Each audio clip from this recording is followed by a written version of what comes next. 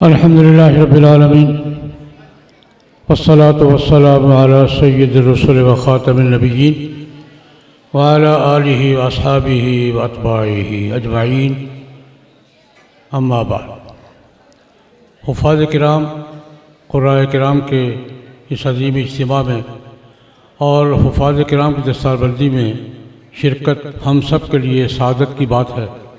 اللہ تبارک و تعالی ان کا پڑھنا قبول فرمائے، پڑھتے رہنے کی توفیق عطا فرمائے، اور ان کا پڑھنا ان کے لیے، ان کے والدین کے لیے، ان کے اساتذہ کے لیے، مدرسہ تعلیم الاسلام، جامع مسجد حذیفہ کے منتظمین کے لیے، معاونین کے لیے، ہم سب کے لیے دنیا اور آخرت کی برکتوں کا ذریعہ بنے۔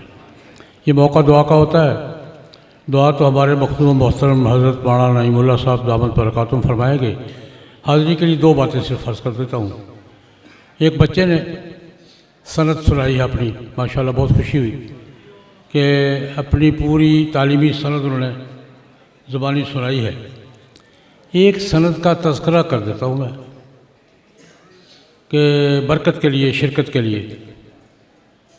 سیدنا حضرت عثمان ابن عفان رضی اللہ عنہ نے جو قرآن پاک کے نسخے لکھوائے تھے اور دنیا کے مختلف حصوں میں سٹینڈرڈ نسخے کے طور پر تقسیم فرمائے تھے، ان میں ایک اوریجنل نسخہ آج بھی دو موجود ہے۔ ایک لندن میں ہے جس کی میں نے زیارت کی ہے، حضرت مولانا سید نفیس الحسینی شاہ صاحب نور اللہ مرقدہ کی معیت میں وہ تشریف لے گئے تھے۔ میں بھی گیا تھا لندن کے برٹش میوزیم میں، انڈیا آفس لائبریری میں حضرت عثمان رضی اللہ عنہ کے ہاتھ کا لکھا ہوا نسخہ وہاں موجود ہے۔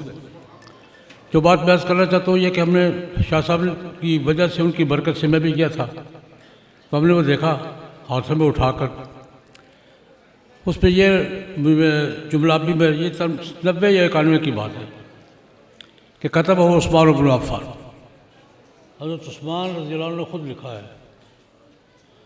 اس پر جو بات کہنے کی وہ یہ کہ میں قرآن پاک میرے ہاتھ میں ہے، آسمان کی طرف دیکھ رہا ہوں، یا اللہ قرآن پاک کے اوریجنل نسخے کی حفاظت تم کن سے کروا رہے ہو؟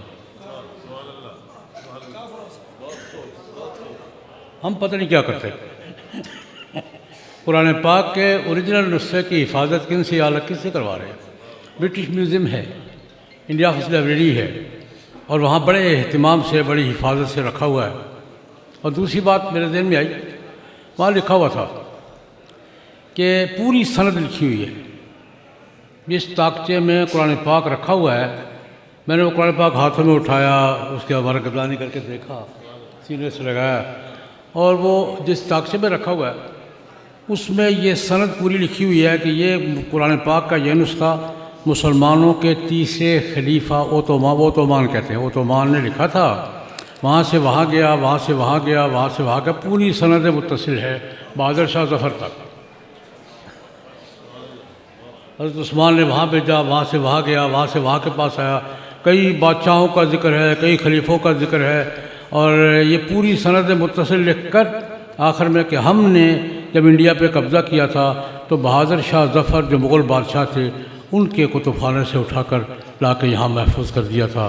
تو یہ سند مجھے یاد ہے، سند نہیں یاد، سند کا تذکرہ یاد ہے، تو میں نے کہا میں بھی اس کا تذکرہ کر دوں کہ ایک سند بچے سے لے کر جناب نبی کریم صلی اللہ علیہ وسلم تک تھی، اور یہ سند قرآن پاک کے اس نسخے کے اوریجنل ہونے کی وہاں میں نے دیکھی ہے۔ یہ میرے احساس کا میں نے ذکر کر دیا۔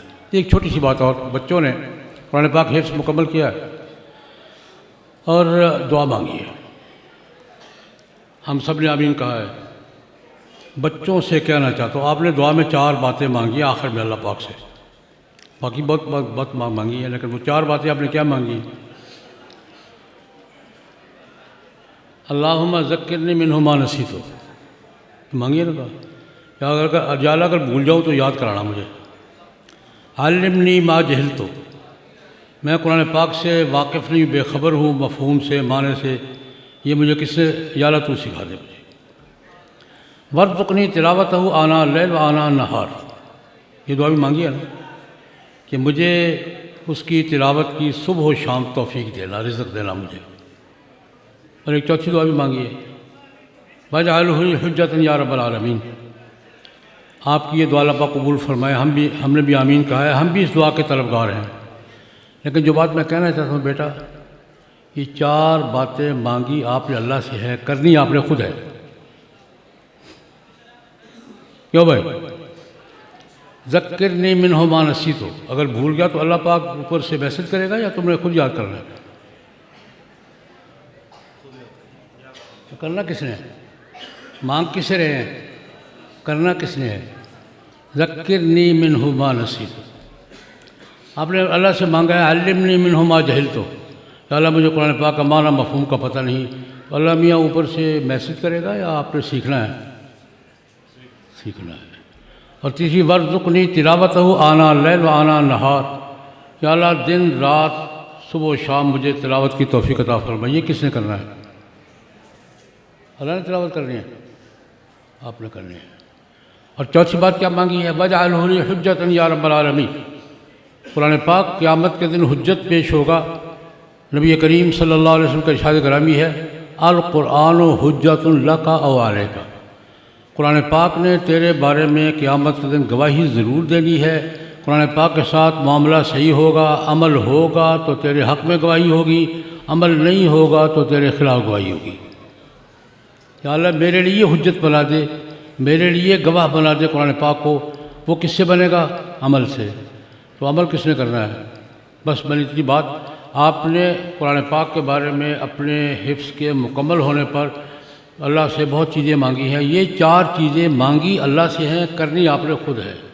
یاد بھی خود رکھنا ہے, تعلیم بھی خود حاصل کرنی ہے, صبح و شام تلاوت کا اہتمام بھی آپ نے کرنا ہے, اور اس پر عمل کر کے اس کو اپنے لیے حجت بھی آپ نے خود بنانا ہے. اللہ پاک ہم سب کو توفیق عطا فرمائے کہ یہ اللہ پاک سے بھی گزارش کرتے رہیں اور اس کے لیے ہم بھی کچھ نہ کچھ کرتے رہیں. اسی پہ اکتفا کرتا ہوں. دعا حضرت مولانا نعیم اللہ صاحب فرمائے.